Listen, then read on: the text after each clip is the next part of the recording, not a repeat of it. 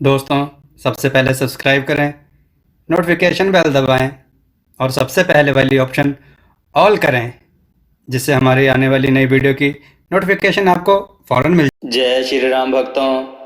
आज की कथा है गरीब किसान और एक साधु। आइए कथा श्रवण करें। बहुत समय पहले की बात है। एक गांव में एक किसान अपनी पत्नी और 2 बच्चों के साथ रहता था। वह किसान बहुत ही ज्यादा परेशान रहता था। अपने 2 बच्चों और पत्नी की जरूरतों को पूरा नहीं कर पाता था। शायद यही उसकी परेशानी की सबसे बड़ी वजह थी। समय बीतता गया। उसकी परेशानियां परिवार की जरूरतों के साथ बढ़ती ही जा रही थीं। वह दिमाग से और मन से बहुत अशांत रहने लग गया था। कहीं ना कहीं वह बहुत ज्यादा दुखी हो गया था, अपने परिवार की जरूरतों को नहीं पूरा कर पाने की वजह से। एक दिन उसने यह फैसला लिया कि वह अपने घर को, अपने परिवार को, अपने बच्चों को छोड़कर कहीं दूर चला जाएगा। अतः वह मनहूस दिन और काली रात आ गई, जिस दिन वह अपने परिवार को, अपने बच्चों को, अपनी पत्नी को छोड़कर घर से कहीं दूर चला गया।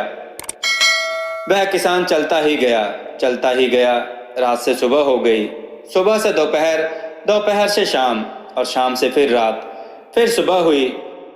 उस किसान की मन की पीड़ा इतनी ज्यादा थी कि उसके पैरों के छाले और पैरों से बह रहे खून के आगे फीके पड़ गए थे। ना भूख की चिंता, ना प्यास की चाह, बस चलता ही गया, चलता ही गया। आखिरकार जंगल में चलते चलते उसका शरीर इतना थक गया कि वह एक नदी के किनारे जाकर वह गिर पड़ा। कुछ घंटों के बाद उस किसान को होश आया। वह बेचारा इतना ज्यादा प्यासा था कि तुरंत वह नदी के पास गया। जैसे ही वह पानी पीने के लिए हाथ पानी में डाला, उसे सामने नदी के उस पार कुछ लोगों का झुंड दिखाई दिया। उसने ध्यान से देखा तो उसे एक वृक्ष के नीचे एक महात्मा बैठे हुए नजर आए।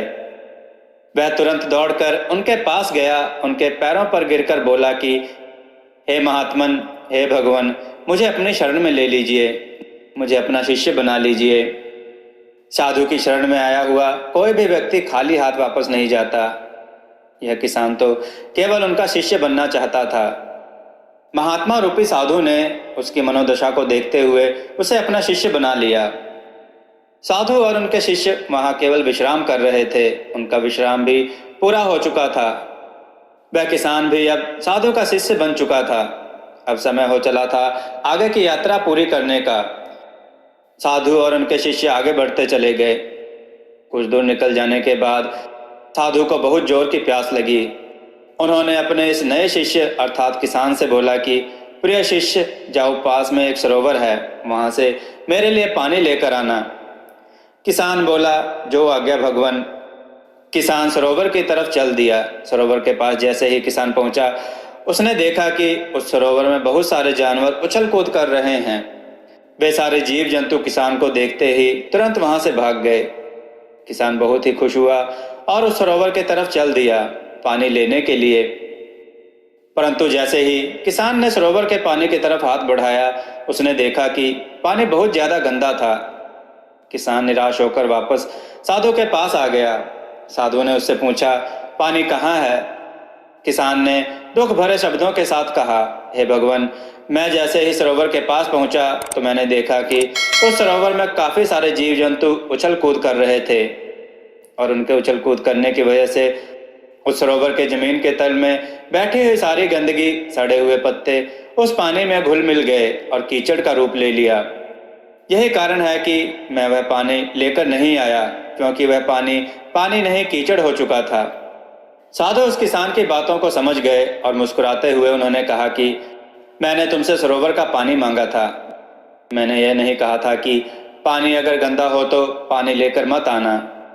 उन्होंने अपने दूसरे शिष्य से अनुग्रह किया कि जाओ और सरोवर से पानी लेकर आओ।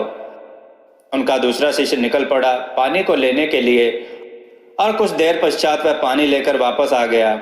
आश्चर्य की बात तो यह थी कि दूसरे शिष्य द्वारा लाया हुआ पानी बिल्कुल साफ था। और उससे भी बड़ी असमंजस की बात यह थी कि सारे के सारे शिष्य बड़े ही आश्चर्यचकित हो गए कि यह करिश्मा कैसे हो सकता है, क्योंकि पहले शिष्य ने तो यह बताया था कि पानी कीचड़ हो गया है। साधु ने अपने सारे शिष्यों को यह बताया कि जब सारे जीव जंतु उस पानी में उछल कूद कर रहे थे तब उस दौरान उस सरोवर के पानी के तल में बैठी हुई सारी गंदगी, सड़े गले हुए पत्ते सब घुल मिलकर कीचड़ रूपी पानी का रूप ले लिए थे।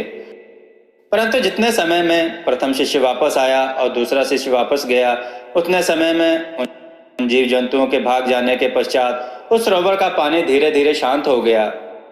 और जैसे जैसे सरोवर का पानी शांत हो गया, उस सरोवर के कीचड़ रूपी पानी में घुली हुई सारी सड़ी गली पत्तियां और मिट्टी धीरे धीरे शांत होकर उस सरोवर के तल में जाकर बैठ गए, जिससे उस सरोवर का पानी शांत होकर साफ हो गया तथा सारे गले हुए सड़े हुए पत्तियां भी शांत होकर आराम से उस सरोवर के तल में जाकर बैठ गए। साधु ने कहा, प्रिय शिष्यों, अगर उस सरोवर में किसी तरीके की कोई हलचल नहीं होती तो उस सरोवर की हर एक चीज जिसको जहां पर होनी चाहिए थी वह वहीं पर ही रहती। उन जीव जंतुओं के हलचल की वजह से सरोवर के तल में बैठी हुई सड़ी गली पत्तियां, मिट्टी उस शांत पानी में मिलकर एक कीचड़ का रूप ले लिए थी। ठीक इसी प्रकार से हर व्यक्ति के जीवन में तरह तरह की समस्याएं, परेशानियां और कठिनाइयां आती हैं, जिसकी वजह से हमारे मन में हलचल सी मच जाती है, हमारा दिमाग और मन अशांत हो जाता है। तत्पश्चात हम कोई गलत निर्णय अर्थात फैसला ले लेते हैं। परंतु अगर हम थोड़ा समय देकर कठिनाइयों, परेशानियों और समस्याओं के बारे में समझने की कोशिश करें तो मन की हलचल उस सरोवर के पानी की तरह शांत हो जाएगी, जिससे हम अपने जीवन में सही निर्णय का चुनाव करते हुए उसका समाधान निकाल लेंगे। किसान को साधु की सारी बातें बिल्कुल साफ साफ समझ में आ गई। उसे यह भी समझ में आ गया कि उसके परिवार में आई हुई सारी परेशानियां, दिक्कतें और जिम्मेदारियां भी इसी सरोवर के सड़ी गली हुई पत्तियों और मिट्टी रूपी कीचड़ की तरह ही हैं। बस जरूरत है थोड़ा सा समय निकालकर मन को शांत करते हुए उन परेशानियों, दिक्कतों के बारे में समझने और उसका समाधान निकालने की। दोस्तों, समय के साथ साथ हर एक इंसान की ज़रूरतें बढ़ती ही जाती हैं।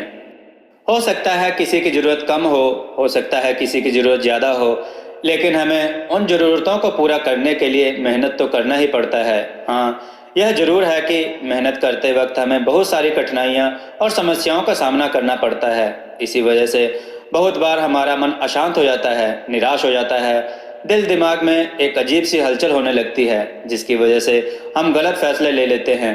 परंतु दोस्तों, हमें घबराने की ज़रूरत नहीं है। हमें अपने दिमाग को शांत करने की ज़रूरत है, थोड़ा समय देकर उसके बारे में सोचने की ज़रूरत है। इसका समाधान कुछ ना कुछ जरूर निकल आएगा। भक्तों, आपको यह कथा कैसी लगी? अपने विचारों सुझाव कमेंट में जरूर दें। हमारी कथाओं को लाइक करें, हमारे चैनल को सब्सक्राइब करना ना भूलें, हमारी कथाओं को शेयर जरूर करें, जिससे लोगों को अच्छा ज्ञान प्राप्त हो। जय श्री राम भक्तों।